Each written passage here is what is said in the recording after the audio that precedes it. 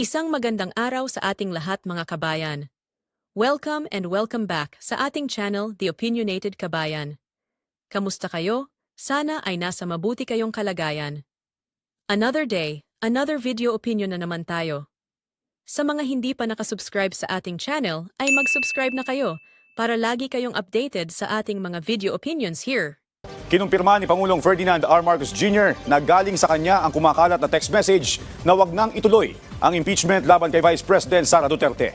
Narito ang pahayag ng Pangulo. There was a text message circulating on social media yesterday saying that Vice President Sara Duterte, in the larger scheme of things, is unimportant, so don't file an impeachment complaint. Sabi galing daw po sa inyo yun. Can you confirm that, sir? Was there an effort on your part to file an impeachment? Well, it was actually private communication, but nalik na, yes. Because that's really my opinion. This is not important. This does not make any difference to even one single Filipino life. So why waste time on it? What will happen to if somebody files an impeachment? It will tie down the House, it will tie down the Senate, it will just take up all the time, and for what? For nothing. For nothing. None of this will help improve a single Filipino life. As far as I'm concerned, it's a storm in a teacup. So ayan nga po mga kabayan, ang pahayag ng ating Pangulong BBM tungkol sa text message na ito na kumakalat sa social media kung saan mababasa natin na ayaw niyang ma-impeach si Sara Duterte. At dahil sa pahayag na yan, ay madami ang nadismaya sa kanya. Yung iba ay sinabihan siyang duwag, kasi nga naman nasa panganib na ang buhay niya dahil sa mga pagbabanta at pagmumura sa kanya ni Sara Duterte, pati sa kanyang asawa na si Liza Marcos at sa kanyang speaker na si Martin Romualdez. Tapos ayan siya at kalma lang at mukhang walang pakialam. Actually, hindi lang ito basta-bastang threat, kundi ito ay national threat to the Filipino people. Abot kamay na ni Sara Duterte ang pag-agaw sa pagkapangulo by means of people power, kung saan mga bayaran naman ang mga uma-attend dito, and the only way to stop this is to impeach her. Pero tinututulan pa niya. Pati nga si Digong ay nakikisawsaw na din at nanghihikayat pa sa militar na magkudeta. Pero ano? Wala lang ito sa ating Pangulong BBM. At sinabi na din niya earlier na hindi siya makikipag-coordinate sa ICC sa paghuli kay Digong. Bakit kaya ganun mga kabayan? Di ba parang walang sense? Sa lahat ng mga pambubuli at pangaalipusta sa kanya ng mga Duterte, bakit kaya ganun na lang ang pagpapasensya niya sa mga ito? Nobody really knows why. Pero itong video na ito from Attorney Claire Castro about this issue ay very informative and it's making a lot of sense and comfort. Panoorin natin. You know what? Ito sa akin eh. Sabi nga ni Dongdi, mukhang strategy. Pero ito ang basa ko. Okay? Hindi ko sinasaklawan yung damdamin ni PBBM kasi kung ganun talaga yung ugali niya na hindi pumapatol, yun talaga siya. Pero ito ang basa ko, okay? Kasi we have to wait pa. We have to wait. Anong pwede maging action pag na-file ang complaint? Remember, not only the Makabayan Black ang gagawa, yung mga kalyado nila. Even Senator Trillanes, meron na siya. 26 articles prepared na yon. Most probably, baka naghahanap lang siya ng timing, sabi niya, di ba? Now, ang sa akin ganito, kayo, sige, isipin natin. Siyempre tayo, yung karamihan dito, kumukulo yung dugo. Kumukulo yung dugo kasi sa nangyari because of yung latest na pagmumura at pagbabanta sa buhay ng Pangulo, ni FL, sa ni Speaker. Okay, doon kumukulo ang dugo ng karamihan. So, impeach na yan. Okay, kung ganyan kainit, sige, i-analyze natin na kung ganyan kainit ngayon, okay? Tingin nyo ba, kapag sinabi pa ni PBBM na, sige, go ahead with the impeachment, sino sa tingin nyo ang masisira sa ngayon? Sabay kasi mainit eh, salpukan ng init eh. Is it not mas okay na lumabig ang dating ni PBBM pagdating sa impeachment to show to the public na wala akong kamay dyan? Kung may nagsampa man dyan at umusad dyan, hindi ko yan gusto. So that people will not blame PBBM kung magkaroon man ng impeachment proceedings. Diba? I think, PBBM should also think na nalalagay sa alanganin ng buhay niya because of that threat. Kasi sabi mo may PSG ka, ba't hindi mo masasabi eh. Diba? Nakipagsalamuha ka sa ibang tao. Hindi mo alam yung katabi mo kahit marami kang PSG. Hindi mo masasabi. Kung yung presidente ngayon, known siya for being sober, calm, biglang aalsa. Tapos ngayon, nag-EDSA sila. Tapos si Pangulong Duterte nagtatawag-tawag ng militar. Tingin nyo ba, sasabayan niya yan? Siya ba ang sasabay? O pwede namang sumabay yung ibang mga tao niya? 'Di ba? Okay. Ito naman mga ka-clear, hindi naman 'to gawa ng gobyerno. Itong mga kasong 'to hindi nila ginawa na sinalpak lang sa harapan ni VP Sara. It was VP Sara who did that, eh.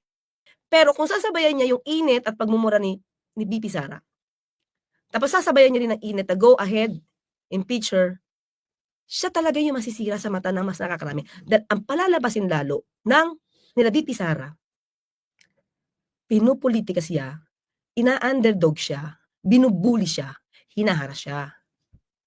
So dapat the president himself, siya yung kalmado. So hayaan na lang niya yung ibang mga tao ang magtrabaho in accordance with the law and rules. 'Di ba? Kaysa sasabayan niya. Hindi naman siya pwede mag no comment dito. So pag tinanong, okay po ba kayo okay, ito isipin natin. Okay po ba kayo PBBM sa impeachment kay Sara? Ano ang dating sa mga tao? Okay lang, go ahead. Total trabaho yan ng Congress. Ang sa akin, hindi ba nila mas naaral yung strategy na dapat siya yung lumabas na ayaw niya for the country? 'Di ba? For the country. Which is I think good because ang dating niya ayaw niya ng away at willing pa rin siya to reconcile as a leader. As a leader.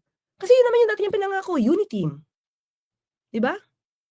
So, kung ever since gusto mo ng unity team, hindi ka na masisisi, ninuman, kung si VP Sara mismo ang lumalayo. Kita nyo, kuha nyo, i-reconcile natin lahat para hindi tayo naliligaw. Okay, sinabi ni PBBM, binabasa ko na ito lahat sa atin Sinabi ni PBBM na he will not stop, he respects the mandate of the Congress. Di ba dapat sagutin na lang. Dapat sagutin na lang ni VP Sara kung ano yung issue. And we respect, hindi ko pipigilan, parang gano'n, hindi niya pipigilan yung pag-iimbestiga ng Kongreso because that's its mandate. So wala siya pinipigil. So hindi siya urong-sulong pagdating dito. Tapos, ang hindi niya lang inoohan as of the moment, yung issue ng impeachment. Okay, doon tayo maliwanag tayo dapat doon. Ang issue ng impeachment, ang hindi niya gusto dahil it will take a lot of time at kumaga, imagine nyo, kung naghihiring na tungkol doon sa Quadcom, naghihiring na tungkol doon sa confidential funds, tapos impeachment nyo pa. Ang inisip siguro ni PBM, wala na kayo matatapos. And, isipin din natin, is it the right time now to file impeachment? Ngayon ba dapat? Talaga ba dapat? Paano kung hindi matapos? Di ba? Paano kung hindi matapos? Tapos, yung buong Congress magkakaroon ng di ba, eleksyon. Di ba? So, dapat ba before the election maganap ito? Di ba? So, yun lang. Di ba dapat iniisip din nila yan? Okay? Ang sa akin kasi, ang basa ko dito, syempre may political strategies naman si PBBM, mga ka-clear. Although sabihin natin ganun talaga yung attitude niya, kalmado, mabait, pero iniisip nila din kung ang impeachment is dapat ngayon. Dapat ngayon. Kasi tandaan natin, hindi niya pinapahinto ang lahat ng hearing sa House. Yung Quadcom, yung confidential funds, hindi naman niya pinapahinto to Diba? Never naman niya pinahinto ang DOJ, ang NBI. Hindi naman niya pinapahinto. So tuloy, di ba? Tuloy pa rin yun. Okay? So yung impeachment lang siguro talaga yung kung itatanong sa kanya, hindi niya gusto kasi hindi magandang sabihin niya na oo, gusto ko. Sige, isipin lang natin, di ba? Hindi maganda sa politika, di ba? Na mismong presidente ang gustong magpa-impeach sa kanyang vice-presidente. Kung may mag-i-impeach man yan, dapat hindi sa kanya manggaling. Di ba? Pero di ba nakita naman natin doon sa sinabi ni Congressman Gonzales, we have the constitutional duty to act on the impeachment complaints, di ba? Filed by an ordinary person or person na in-endorse or in-sponsor. Di ba? So, kung ito naman, hindi naman din napipigil ni PBBM kung may magsasampa na kaso ng impeachment complaint. Di ba? Hindi naman niya mapipigil yun. Pero, at least, hindi nagsimula sa bibig ni PBBM na oo, gusto ko. Kasi nga, minsan may mga tao, iba yung naratibo. Di ba? Pag lumabas ngayon sa bibig ni PBBM na oo, gusto ko may impeach yung VP natin, mababago na naman yan. maaaring mabago at sasabihin na inaapi si VP Sara. But with this, imagine niyo with these statements that he made, na hindi siya sarado sa pagre-reconcile, kung ang tao madidinig si PBBM na go ahead, yung parang ala Duterte style, yung bengatibo, 'di ba? Maiisip talaga ng tao na binubuli si VP Sara at yun ang lumalabas ibang kwento. 'Di ba? Kayo man isipin nyo. Okay, sige, tuloy ang impeachment. Oh, sige, ituloy mga criminal case katulad ni dating Pangulong Duterte. Sige, isipin nyo na kung ang mga sasabihin ni PBBM kamukha ng mga salita ni dating Pangulong Duterte.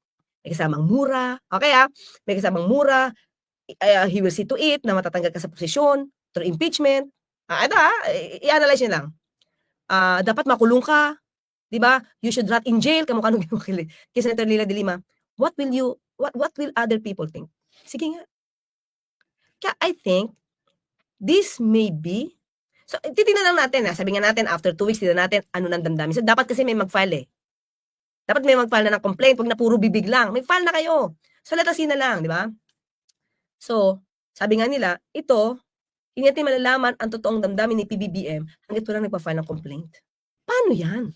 Kung ayaw ni PBBM ng impeachment, tapos biglang may hindi magandang mangyari kay Pangulong Duterte, kay PBBM. Stuck tayo na ang presidente natin, si VP Sara. That's a good question. Diba? Na dapat maisip, wag na si PBBM dapat maisip ng House at saka ng Senado. The problem is sa Senado, mukhang 8 ang kakampi niya doon. Ni VP Sara. Numbers game to. Diba? So siguro kung mag-i-impeachment, kung magkakaroon ng impeachment, dapat preparado lahat. Hindi hilaw. So ngayon, kung sasabihin nga ni PBBM, go ahead, tapos hilaw pala, hindi mapapahiya lang si PBBM. Kasi hindi nasunod yung iniisip niya na dapat mangyari. Kaya dapat neutral ang dating ni PBBM. And I think it's just part of the strategy. Diba? Part yun ng strategy nila. At malalaman lang natin ito, mga ka-clear. Kaya kulang tayo lahat. Pero there's always a right timing for that. Diba? So kung meron nang mag-i-impeach nga dito, it should not come from the president. Kasi parang bad taste. Nasa kanya manggaling. It should not be coming from him. Kasi siya nang yung pinagbibintangan na hinaharas siya, ginamit siya, naharas siya. So, ano pa magiging perception ng tao kung mismong si PBBM pa magsasalita niyan at siya pa yung mukhang mag-i-initiate at kakalampagin yung mga kongreso. Hindi nga niya dapat kalampagin ang kongreso kung ano man maging desisyon ng kongreso. Dahil sabi nga ni Representative Franz Castro ay may separation of powers. Dapat hindi niya ini-influence, di ba? So, dapat hindi talaga manggaling sa kanya kung dapat ito ma-impeach o hindi. May separation of powers sila. Walang pakialam ang executive kung ang mag-i-impeach, kung itutuloy-tuloy nila ang impeachment against VP Sara. Kaya nga makikita natin to, mga ka-clear. Sa mga susunod na araw, at pakiramdaman natin, kasi kapapasok lang nung pag-amin ni PBBM, na kanya yung text. Ang ayaw lang, di umano. Okay? It might be true, it might be a strategy. Okay? Ang ayaw lang niya so far ay yung impeachment. Dan ang sabi ko, kung ako ang babasa niyan, hindi magandang kay PBBM manggaling yung kagustuhan na ma-impeach si VP Sara. Bad taste yun. Hindi yan okay sa kanya manggaling. Pero ang sabi ni Congressman Gonzales, kanina pinakita ko sa inyo, na mandato nilang i-entertain or to act on the complaints, na impeachment complaints. So kung actionan man ito ng Kongreso at lumabas na kailangan ma-impeach, di ba? Pumasa sa kanila na approve ni. At least yung tao, hindi si PBBM na nagdikta. Yun dapat iwasan ni PBBM na lumalabas na ang galaw ng Kongreso dinidiktahan. Dahil yun na nga ang binibintang ng mga ibang ng kalaban niya, ni Duterte, di ba? Na ang nagdidikta diyan ay si PBBM at saka si Kasin, speaker. So dapat matuto tayo do sa gawi ng mga politiko. So ang aabangan natin dito, mga ka-clear, okay? Aabangan natin dito ay kapag may nag-file na ng complaint, pag ito hindi pumasa, wala. Doon talaga tayo magre-react. So, kalma lang tayo dito. Titingnan lang natin ang mga sitwasyon. Kasi syempre, gusto natin managot ang dapat managot. 'Di ba? Gusto natin lahat 'yun. Okay? Pero kung ito ang strategy ni PBBM, but later on umakyat ang impeachment, we cannot consider him as weak leader. Pwedeng strategy to. So abangan lang natin. Imaginein mo, sabihin niya na he's willing to have a reconciliation kasi never say, ano sabi niya? Never say never. Ang lakas ng impact doon sa mga tao na neutral na ang iniisip nila na nambubuli si PBBM. Ay, okay naman pala makipag-reconcile to eh. Bakit ayaw ni VP Sara? May ganong style. Kasi kung gagayahin niya yung init ang ulo ni Pangulong Duterte, tapos mainit si VP Sara, mahirap yun. Unang-una apektado ekonomiya natin yun. Isa yun. Pangalawa, sabi ko nga baka maiba naratibo, lumabas na bully si PBBM. Kaya dapat strategize yan. So ayan mga kabayan, di ba makes a lot of sense ang mga sinabi na ito ni Attorney Claire Castro? Kaya kalma lang tayong lahat mga kabayan. Let's wait and pray for the best, and let's trust that our President BBM knows better. Ang YouTube channel ni Attorney Claire Castro ay nakalink sa description below para mapanood nyo din ang iba niyang mga videos. Please let me know your comments and opinions on this, and I will see you on our next video.